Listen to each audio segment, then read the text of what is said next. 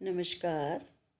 मैं डॉक्टर उर्मिल गर्ग आज कवि देव द्वारा लिखित सवैयाँ और कवित्त को भावार्थ सहित समझेंगे। सवैयाँ के प्रथम पद में कवि कृष्ण के मनोहारी सौंदर्य का वर्णन करते हुए कहता है कि बालक श्री कृष्ण के पैरों में सुंदर नुपुर बजते हुए मधुर ध्वनि उत्पन्न कर रहे हैं। उनकी कमर में तगड़े की मधुर आवाज़ सुनाई दे रही है। कृष्ण के श्याम वर्ण के शरीर पर पीले वस्त्र अत्यधिक सुशोभित हो रहे हैं तथा उनके गले में सुंदर फूलों की बनमाला सुशोभित हो रही है। बालक कृष्ण के मस्तक पर मुकुट विराजमान है। उनके विशाल नेत्र बड़े चंचल हैं तथा उनकी मुख रूपी चंद्रमा पर हंसी की चांदनी अत्यधिक मनोहारी लग रही है। और अंत में कवि कहता है कि जिस प्रकार मंदिर में जैसे दीपक सुशोभित होता है उसी प्रकार इस संसार रूपी मंदिर में ब्रज दुल्हा श्री कृष्ण शोभायमान हो रहे हैं। अंत में कवि कामना करता है कि बालक कृष्ण सभी के सहायक बने हैं।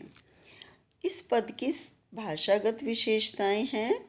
साहित्यिक ब्रज भाषा का प्रयोग है, तत्सम व तद्भव शब्दावली का प्रयोग है और वर्णनात्मक शैली का प्रयोग है। दूसरा पद आता है कवित्त।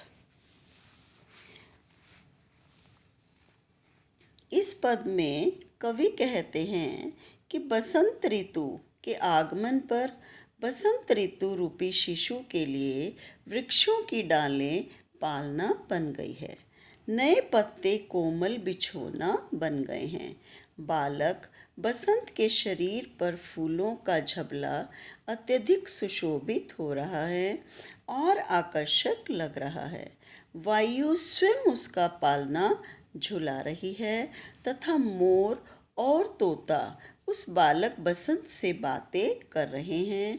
कोयल अपनी मधुर वाणी द्वारा बालक बसंत को हिलाती है तथा तालियां बजा बजाकर उसे खुश करती है। बालक बसंत को किसी की नज़र न लगे इसके लिए कमल की कली रूपी नायिका लताओं से लदी हुई सुंदर साड़ी जिसे उसने अपने सिर पर ओढ़ा हुआ है वह मानो पराग कणों के द्वारा राई नमक को मिलाकर बालक बसंत की नज़र उतारने का टोटका कर रही है। इस प्रकार बसंत कामदेव का ही एक छोटा बालक प्रतीत हो रहा है जिसे जगाने के लिए सवेरा हर रोज़ गुलाब की चुटकियाँ बजा रहा है। इस पद की भाषागत विशेषताएं हैं।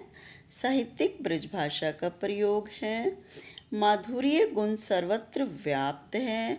अद्भुत रस का परिपाक हुआ है और कवित्त छंद का प्रयोग हुआ है। तीसरा पद फिर सवैया से है जिसमें कविदेव कहते हैं कि चांदनी रात बड़ी उज्जवल और सुंदर है। आकाश को देखकर ऐसा लगता है कि मानो स्फटिक शिलाओं से चांदनी का सुंदर महल निर्मित किया गया है। कभी कभी ऐसा लगता है कि दही का सागर अत्यधिक तीव्रता के साथ निरंतर उमड़ रहा है और उसका वेग किसी प्रकार से कम नहीं होता। कवि कहता है कि चांदनी की सुंदरता इतनी स्वच्छ और सुंदर है कि सब कुछ साफ दिखाई देता है। उसके बाहर अथवा भीतर किसी प्रकार की कोई बाधा नहीं है। चारों ओर चांदनी की सुंदरता इस प्रकार फैली हुई है जैसे आंगन के फर्श पर दूध की पारदर्शी झाग फैली हुई हो। तारों से भरी हुई रात इस प्रकार झिलमिला रही है मानो किसी युवती ने तारों जड़ित वस्त्र पहन रखे हों। चांदनी रात में तारे, मोतियों की माला से निकलने वाली चमक मल्लिका के मकरंद के समान मोहक लग रही है और आकाश दर्पण के समान स्वच्छ तथा उज्जवल दिखाई दे रहा है।